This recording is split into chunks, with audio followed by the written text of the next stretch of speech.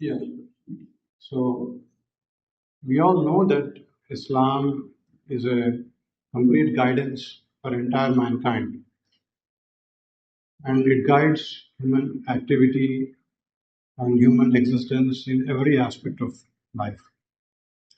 It's not just a set of beliefs and practices of worship and some cultural things. No, rather Islam guides us in every single human endeavor and in every single individual as well as collective activity. The way Islam guides a ruler as to how he can rule, and how it guides a doctor how he has to go about his profession, and it also guides a tailor as to how he has to stitch his clothes and what is the Sharia rules about that. It also same in the same way it guides a housewife as to how she has to manage her house. It also guides a butcher as to how he has to cut the meat and sell it. In every profession, in every human profession, we can find the guidance of Sharia. So, the profession of a doctor is much more important in society compared to many other professions, even though all professions are important according to human needs. But medical profession is considered as very critical for the human society. So, definitely, human. So, definitely, we see that the Islamic guidance for medical practice is quite extensive, and it's very important for all the Muslim doctors to know about the Sharia guidelines about the medical practice. But what is the concept of disease and health and cure in Islam, and how we are supposed to go about it? How we are supposed to approach the patient when we start the treatment, and how we are supposed to run our hospitals. What should be our philosophy of medical practice? All these things are having clear guidance in Sharia. And if we see the our current society, we see that there are a lot of things which we see which are uh, negative in our medical practice today, because the human society in present times has partitioned the religion from worldly activities. You take the example of any profession. Every single profession has been cut off from the divine guidance in the entire world. Even in Muslim countries, it's the same problem. During the golden age of Muslim civilization, medical practice as well as all other professions used to be practiced according to the philosophy of Islam, according to the divine guidance. But unfortunately, since the European Renaissance occurred, and since the period of industrial revolution in Europe and its export to the entire world, and overtaking of the capitalism and liberalism and secularism throughout the world, it has permeated every single human activity, and unfortunately, it has affected the medical practice, the medical concepts, how the way the medical research is done, how the big pharma control the entire medical practice, and how the corrupt practices have come up in the hospitals, how the corporate hospitals are exploiting the doctors as well as the patients, and every negative thing which we are seeing now. If you see the roots of all these issues, if you see the roots of all these issues, it's not just that some individual doctor is corrupt, or some individual hospital is bad, or some individual pharma company is corrupt and exploiting the people. No, rather the entire system, the rather entire science which was developed under the guidance of the European culture, European civilization, divorcing the human activity and human science and knowledge from the divine guidance, it has come to the materialistic form which we see today. So, this overtaking of the materialistic philosophy in the knowledge and in every aspect of human knowledge has also affected the medical knowledge and medical field and medical practice today.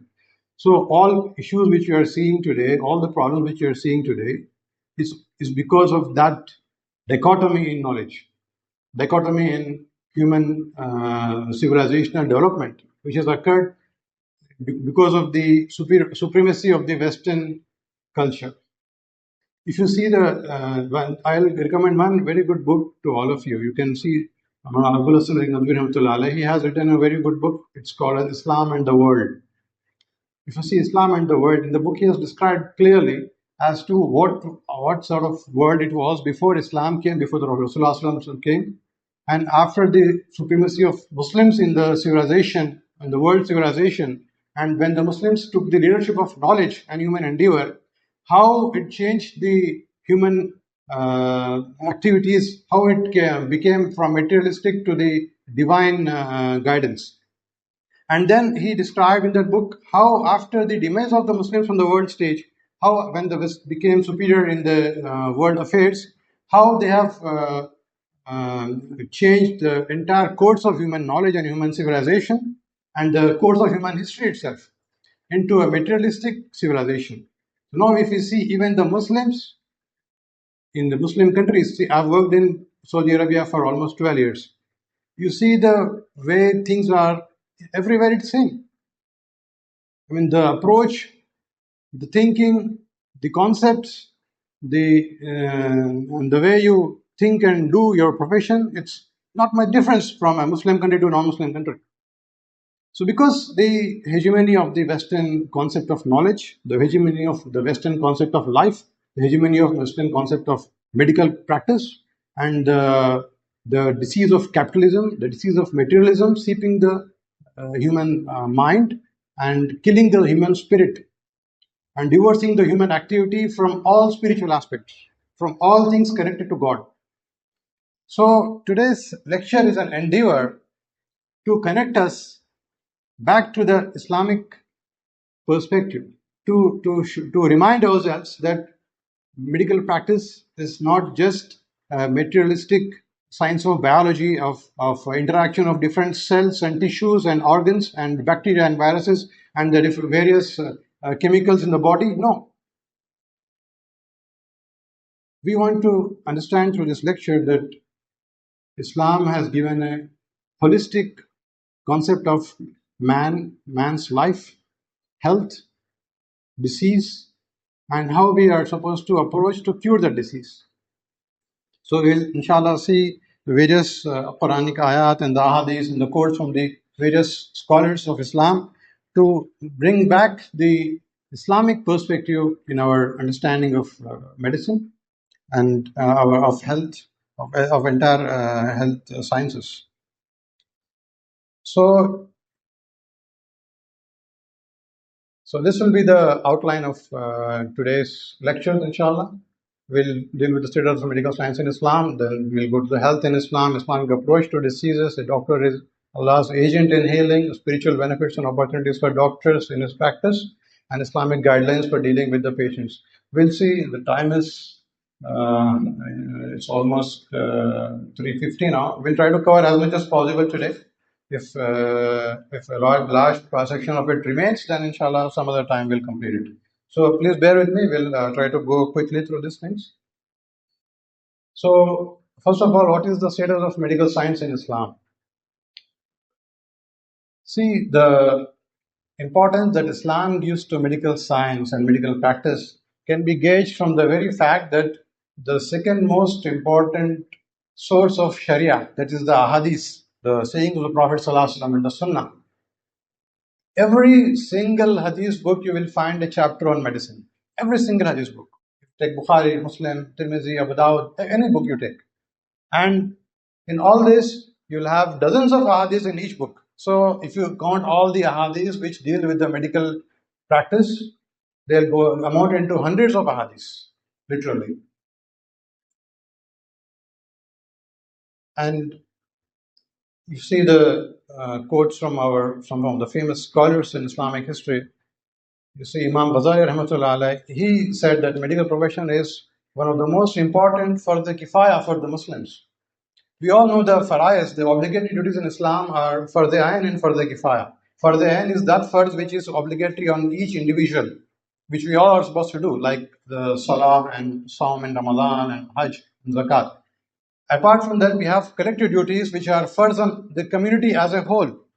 If in the community some people do it, then the rest of the community is absolved of the responsibility. But suppose nobody does it, then the entire community is sinful. So that farz is called as farz kifaya. So among the farz kifaya, this medical profession, acquiring the knowledge of medical profession and practicing medicine is a farz kifaya in Islam. So as doctors and as medical professionals, we are doing the duty of farz kifaya on behalf of the entire community. So we are basically approaching medical science as a worship, as a religious duty. And if you see Imam Shafi's quote about this, he said that knowledge is of two types: knowledge of the religion and knowledge of the world. The knowledge of religion is of fiqh. That is the most important knowledge in religion, is fiqh, according to Imam Shafi. And the most important or the knowledge of the worldly sciences is medical knowledge. And there are other quotes from Imam Shafi. He says that I do not know any knowledge more precious than medical science after the knowledge of halal and haram. So, and he also, you see the next quote, he says that Muslims have lost one third of knowledge to it and handed over to the Ahl Kitab. That is, in his time, the Muslims had given or left the leadership of medical knowledge to the Jews and Christians in certain aspects. So, commenting on that aspect, Imam Shafi is saying that, and his Imam Shafi's students reported that Imam Shafi was so distressful and so stressed about the fact that Muslims have lost the leadership of medical science in certain aspects. So you can imagine if he was around today, what he would have told. Just one third knowledge of medical science, they had given the leadership to the others. Imam Shafi was very much distressed about that. And today, the entire medical leadership of medical knowledge and all the worldly knowledges are in the hands of the kuffar, unfortunately. And you can imagine what disastrous situation it is for the entire ummah. And let me tell you one thing, that it's not only disaster for the ummah as a community of people, that we have lost the leadership in scientific knowledge and medical knowledge particularly, because it's also a loss to the medical knowledge itself. The very fact that Muslims have left the leadership of medical knowledge is a loss to the medical science, because the kuffar have taken the medical research in a materialistic direction, as we have just explained at the beginning. If Muslims had been at the forefront of medical research and medical knowledge, then you can imagine the path the medical research would have taken, the path the medical practice would have taken in the entire world would have been quite different. It would have been quite humanistic. It would have been quite based on mercy. It would not have been based on capitalistic profits. It would have been service based. If you see the history of Islamic medicine, if you see I was just reading an article about the Islamic hospitals, how the hospitals were set up and managed in the Islamic civilization. So more than 1,000 years before today, if you see the history there, the first hospitals were established during the Middle East that time. The hospital was basically a waqf institution. It was not a capitalistic profit-seeking institution. It was a waqf. It was established solely to earn sawab. The patients were given free medicines, free clothes. They were even given they were given a stipend when they were discharged. You can imagine. When the patient was discharged from the hospital used to give them stipend that, okay, after you go, before you can again find a job or continue you are earning your money, you may need extra money and you may need money for the medicines and all. So you have the stipend, you can take it. So this was the approach of Islamic hospitals. I mean, the hospitals in Islamic civilization. So unfortunately, the world has changed. We have failed the world. The Muslims have failed the world, actually. We have failed the medical science. We have failed the humanity because we have left the leadership of the development of science and scientific advancement to the others. Because they don't have any other concept of life. They only know about world and dunya. So they will naturally do that. And they have changed everything according to their own model of thinking and their own ideology. So coming to the next. So what is the importance of health in Islam? See, in if you analyze all the Shari ahkamat, and if you see what is the maqsad of all the Shariat, then the scholars have derived a complete uh, science of its called as Maqasid al-Sharia. So in this Maqasid al-Sharia, they analyze the maqsad or the purpose of and the hikmat of each Shari hukum.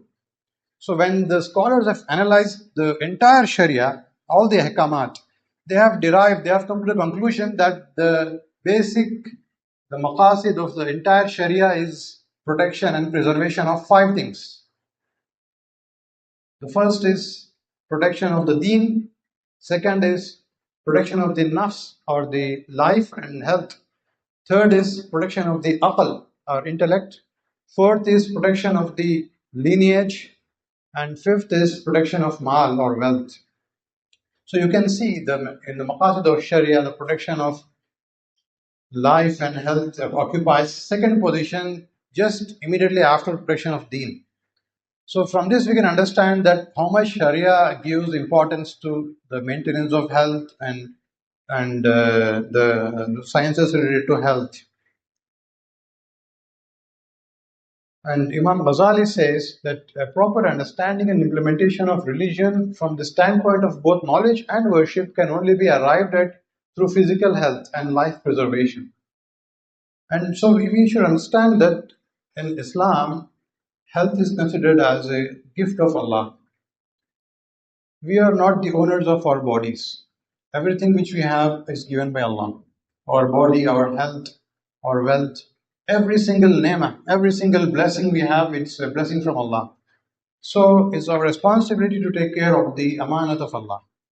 A Muslim will always approach his health as the amanat of Allah, and he will try to safeguard it. He will try to protect it. You cannot willfully damage your health. It's sinful.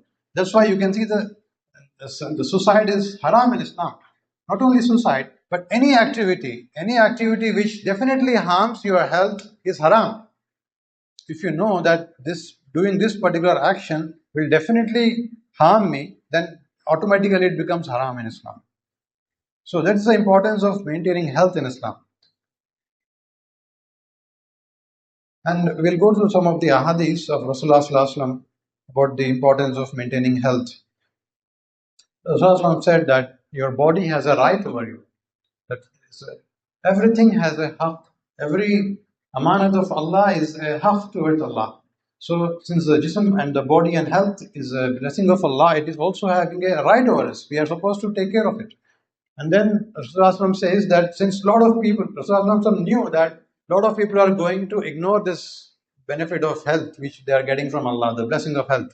So he clearly warned in the hadith that there are two favors which many people waste and squander when they have got, and when they lose them, they'll cry. One of the two is the first is health, and second is free time. So once person becomes healthy, becomes sick, he will then will get sad and distressed that I've lost the health and I've become sick. But this is a thing. I mean, we don't take care of the health when we are healthy. And then Rasulullah said that a strong believer is better than a weak believer.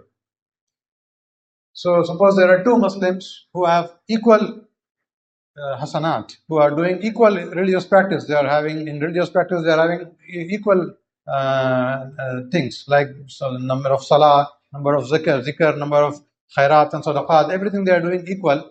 But suppose one of them is strong physically and another is weak physically, then Allah Ta'ala likes and prefers that person, that moment who is more strong.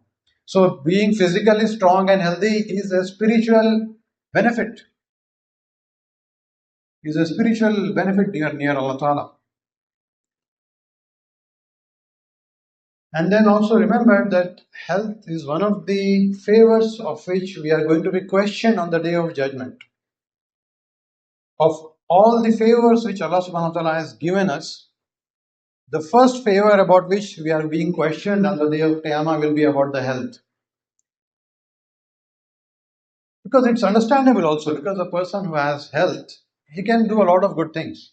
He can go to the masjid, he can pray, he can do a lot of ibadah, he can do khidmah of others, he can do khidmah of the deen, he can do dawah, he can do jihad, he can do all the things. But a person who is sick, who is weak, he cannot do all these things. So definitely, a healthy human being is what Islam likes. And then having a healthy body, being disease free is such a big neema that Rasulullah says that a person, suppose he gets up in the morning and he finds himself in good health without any disease, and he sees that he is not having any threat or danger from any enemy, and he has food enough for that single day, then these three nema, if anybody has, then it is as if he has got the blessings of the entire world, as if he owns the entire world. He doesn't need to have any other thing if these three things are available to us. So this is the importance of the blessing of health. And there are other ahadiths also, we'll just skip them. And then, so we see that all these ahadiths, they encourage us that we have to acquire good health and we have to take care of the health. And these ahadiths and the other Quranic ayat which encourages us to maintain health, we can use them as material to encourage our patients to maintain health. This, particularly for the Muslim audience, if you tell them these ahadiths and all that, and then try to motivate them to change their bad habits. Just now we had heard the lecture as to how difficult it is to change the bad lifestyle habits in the community, particularly in Hyderabadi people. So if we use the ahadiths and try to encourage them in the Jummah khutbahs and the istimats, and if we try to share these messages of importance of health and Islam in short videos and social media, I think we can encourage people to follow them, and we can encourage them to choose a healthy lifestyle based on these ahadiths. Actually, I was going through a folder released by the WHO. The WHO has included in one of its materials targeting the Middle East.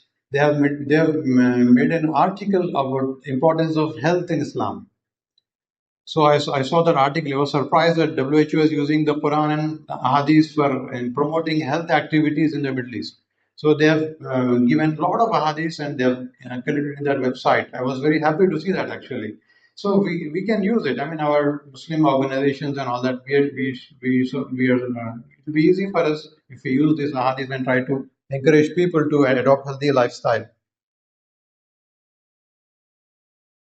And then if we see the Islamic practices of ghusl, wudu, miswak, salah, and fasting, and rules of Islamic eating, how we are supposed to eat only less and not overeat, and the rules of khailula, and the rules of halal and haram, what food is haram, how to avoid.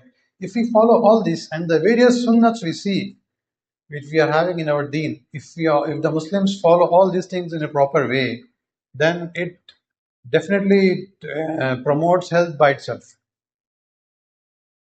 Only thing is, if we do these things in a proper way, and not only the individual practice of Islam, even Rasulullah, if you see the ahadith, various ahadiths of Rasulullah, then he gives clear guidelines as to how the hygiene is to be maintained in the community, how you're not supposed to pass urine in the public places, and how you're not supposed to pollute the water resources, how you're not supposed to cut the trees, how you're not supposed to throw filth in the pathways in the common areas where people frequent, and how you're not supposed to do any other things which harm people, the community and society. If you see all these teachings of Islam, it's a holistic teaching to keep the entire community healthy, actually. Apart from that, Rasulullah clearly encouraged physical activity. He used to conduct racing among the Sahaba. He used to have the sessions of horse riding and archery, and various competitions were used to be held among the Sahaba. All these were things were done so that people used to be healthy, and the community can be entirely healthy. And we also have clear guidelines as to how we have to control the communicable diseases. We have just seen recently during the times of COVID, various ahadiths were quoted in the media as well, and Islamic talks. I think you might have heard about them, of various ahadiths where Rasulullah Sallallahu Alaihi Wasallam asked people to not go in a place where there is any epidemic going on, and where we are not supposed to leave the place from where we are if there is an epidemic going there. And various other ahadiths are there where how to control the epidemics. So, in short, the Sharia and Sunnah have clear guidance to maintain healthy lifestyle and to protect, safeguard the community's health.